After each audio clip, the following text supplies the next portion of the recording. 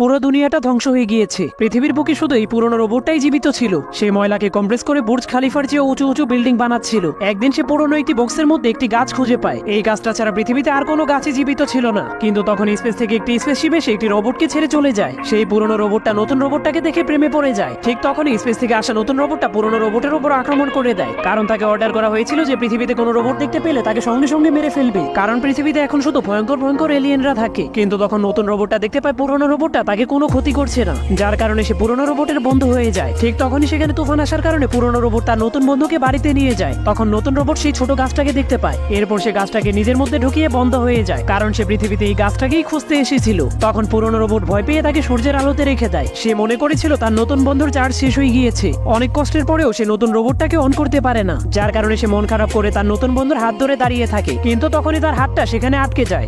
তখনই সেই স্পেসশিপ চলে আসে যে নতুন রোবটটাকে পৃথিবীতে ছেড়ে গিয়েছিল।